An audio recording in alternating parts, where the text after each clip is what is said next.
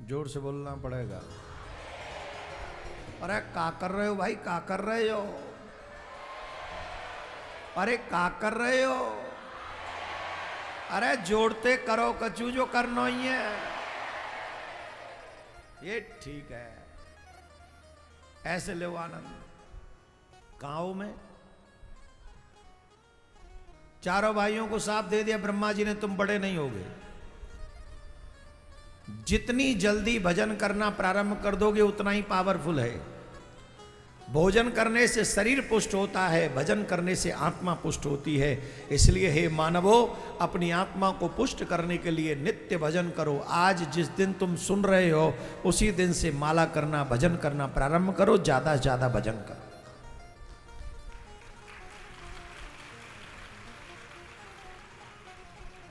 आदि आदि प्रसंग है। महाराज मनु रानी शत्रुपा पृथ्वी के पहले मानव हैं। पहले मानव हैं पृथ्वी के महाराज मनु, रानी शत्रुपा।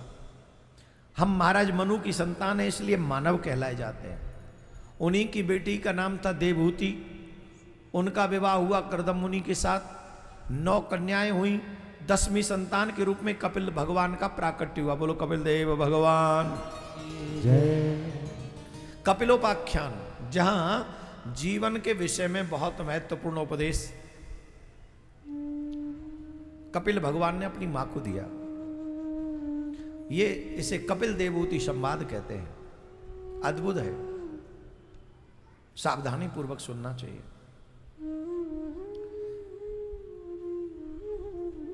देवहूति मां ने कहा, भगवान का दिया हुआ सब कुछ है मेरे पास, पर अभी तक आत्मा तृप्त नहीं हुई, इंद्रियां तृप्त नहीं हुई, अतृप्तता बनी हुई है।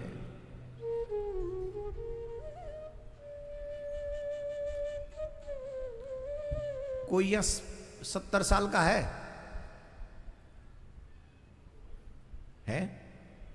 70 साल के क्या ही है? जो भी 70 साल के हों उनसे पूछो, क्या उनकी तृप्ति हो गई? अब संसार से कुछ चाहिए नहीं उनको।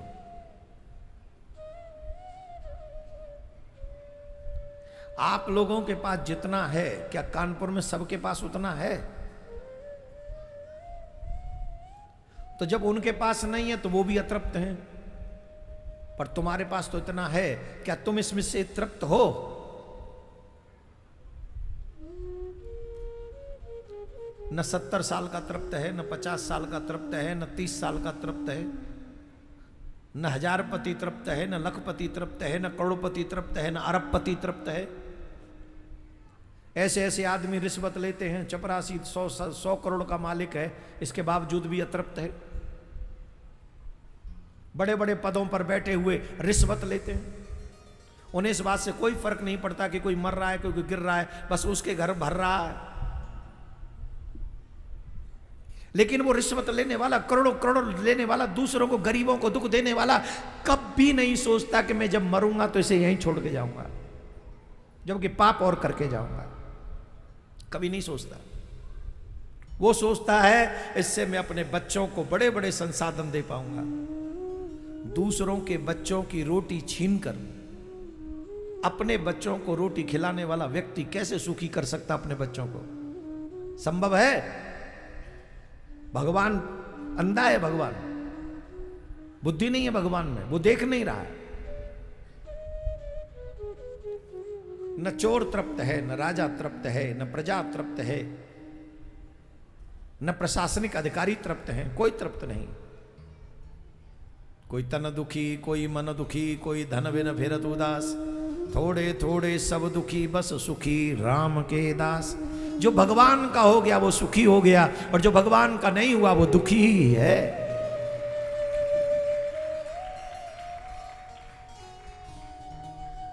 मां, जब मनुष्य को जन्म लेना होता है कितने कष्ट होते हैं, ध्यान से सुनिए। ये बात बार बार कथा में हम कहते हैं, लेकिन इसलिए कहते हैं कि जो नए श्रोता आते हैं शायद उन्हें कुछ सीखने को मिले। 2 कष्ट बहुत बुरे हैं, बहुत भयानक हैं 2 कष्ट, एक जन्म का और एक मृत्यु का। और दोनों का ही अनुभव हमको है, पर याद नहीं है। कई घटना ऐसी हो जाती है ना हमारे जीवन में जो हमें याद नहीं रहती। उन्हीं में से एक घटना है जन्म की, हुई तो सबके साथ है लेकिन याद नहीं है। और एक है मृत्यु की, जब मृत्यु हो ही गई तो बताने लायक बचते नहीं। लेकिन पुराणों में इसका वर्णन है, भागवत में बहुत स्पष्ट वर्णन है। जब वो बालक मां के गर्भ में जाता है तो उसे बहुत कष्ट उठाना पड़ता है। प्रारंभ में बहुत छोटा सा होता है, फिर एक हफ्ते में बेर के समान हो जाता है, फिर धीरे धीरे धीरे धीरे बड़ा होता है और फिर उसके अंग विकसित होने लगते हैं। और जब धीरे धीरे उसके अंग विकसित होने लगते हैं तो उसके अंग की ये ऊपर की त्वचा नहीं होती, ये स्किन जिसको हम लोग स्किन कहते हैं। और जब ये स्किन नहीं होती, मां नमक मिर्च या कुछ खट्टा खाती है तो वो बच्चे को चुभता है जाके। और जब बच्चे को चुभता है तो वो बच्चा चीखता है, वो चिल्लाता है, वो रोता है, बचाओ बचाओ बचाओ बचाओ की आवाज करता है।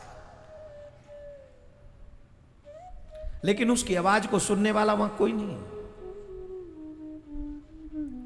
यहां पर जितने भी लोग बैठे हैं, कभी न कभी ये अनुभव हुआ होगा।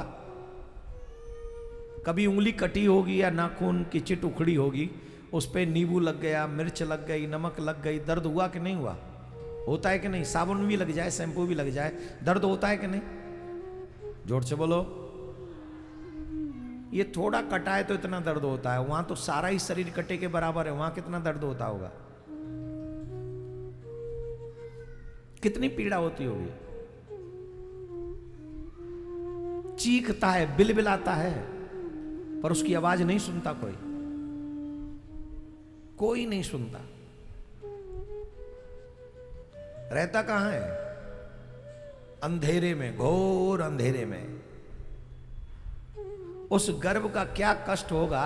कभी 48 घंटे अंधेरे में रह के देखो, हाथ से हाथ न दिखे ऐसा अंधेरा करो अपने कमरे में, 48 घंटे रहो तो तुम्हें पता चलेगा क्या दर्द है।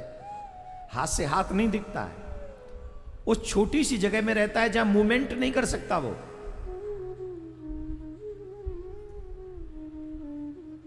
हिल नहीं सकता, करवट भी नहीं ले पाता है। और रहता कहां है? एक तरफ मल की पोटली, एक तरफ मूत्र की पोटली। मल मूत्र की पोटली के बीच में रहता है। मैं आप सबसे कह दूं, जहां विजयनगर का कचड़ा पड़ा रहता हो, वहां कुर्सी डाल के 1 घंटा बैठो, बैठोगे? जवाब दो, क्यों नहीं बैठोगे? जवाब दो, क्यों नहीं बैठोगे? महाराज बदबू आ रही है। पर सच बताओ, मलमूत्र से ज्यादा बदबू कहीं है? बोलिए भैया, ओ भैया, ये किसका बालक है? ये किसका है? ये अब से नहीं, 10 मिनट से ऐसे ही घूम रहा है। और मुझे तो आश्चर्य आता है मां बाप पे, देखने के बाद भी कहते नहीं कि तुम आओ जाओ, नहीं। 1 बार बोल दिया, 2 बार बोल दिया, 3 बार बोल दिया। यही हम बोलते रहेंगे तो कष्ट हो जाएगा, कथा नहीं हो पाएगी। बार बार उठना नहीं चाहिए। कितना सुंदर प्रसंग ये चल रहा है, डिस्टर्ब करना जरूरी। कहां थे हम? बोलिए, हैं? एकदम बिसर गया सब।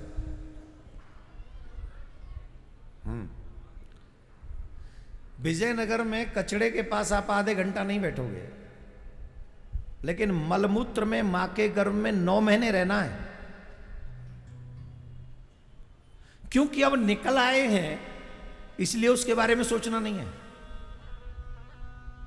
अबे मूर्खानंद, नहीं सोचा तो फिर जाना पड़ेगा वहीं। एक बार नहीं, बार बार जाना पड़ेगा वहीं। सोचना ही पड़ेगा। सोचोगे, बचने का प्रयास करोगे तभी बचा जाएगा, नहीं तो मलमूत्र के उस गोडाउन में बार बार जाना पड़ेगा तुम्हें।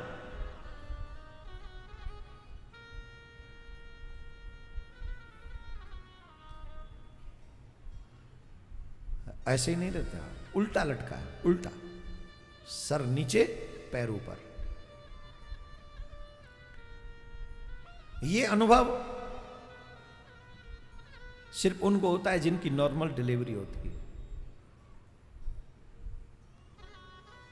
जिस समय बच्चे का जन्म होता है उल्टा आता है वो बच्चा, सर पहले बाहर आता है, बॉडी बाद में बाहर आती है। नस नस में नहीं, हड्डी हड्डी में दर्द होता है, एक एक हड्डी चीखती है मां की।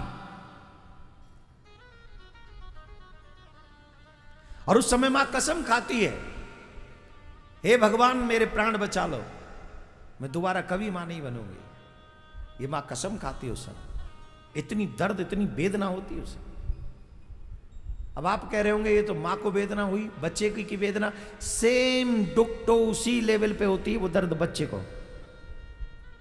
मां तो फिर भी 18, 19, 20, 25 साल की है, बच्चा तो अभी आ ही रहा है दुनिया में, उसमें तो वो सामर्थ्य भी नहीं जो सह सके।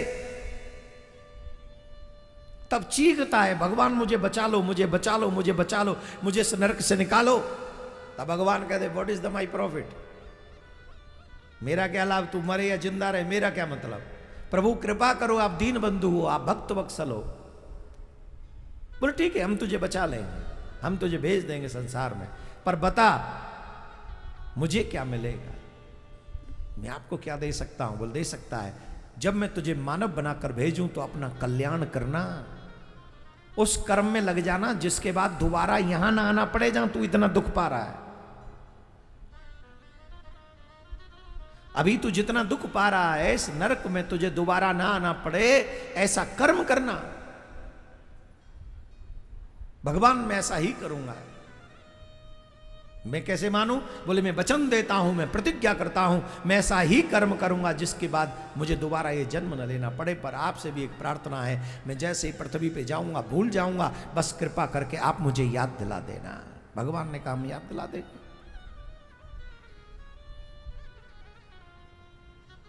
अब बताइए उस रास्ते पे चल रहे हो जहां से दोबारा जन्म न लेना पड़े? चल रहे हो?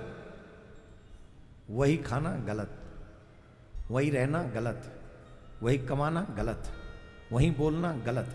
हम लोग इतने बदतमीज हो चुके हैं, माँ बाप से कैसे बोलना चाहिए यहां तक की तमीज नहीं हमने। जिस मां ने 9 महीने पेट में रखा है, क्या हमारा उसके साथ व्यवहार अच्छा है? जवाब दीजिए।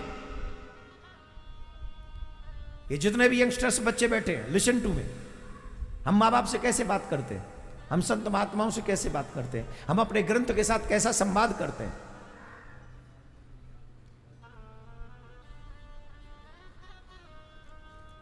जब हमें अपने माँ बाप से बात करने की तमीज ना हो, और हम पढ़े कि हम तो LLB कर रखे हैं, हमने BA कर रखी है, हमने CA कर रखी है, हम तो महाराज MD है, हम तो फलाने डी, कोई डी नहीं हो, 0% जीरो हो, नथिंग यू आर।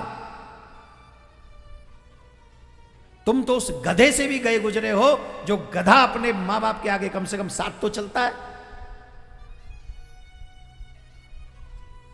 गधे के बच्चे को मालूम है कि मां से कैसे कैसे उसके साथ चलना है। काहे के पढ़े लिखे हो तुम? सही माने में वही पढ़ा लिखा है जिससे जीवन पर्यंत उसके मां बाप दुखी ना हो। जिस बच्चे, बहू हो, बेटा हो, बेटी हो, तुम्हारे द्वारा अगर तुम्हारे मां बाप दुखी नहीं है तो तुम सही माने में मानव जीवन जी रहे हो। और अगर तुमसे तुम्हारे मां बाप दुखी हैं, तुमसे सुखी नहीं है, तो तुम मानव नहीं, तुम पशु की योनि में जी रहे हो।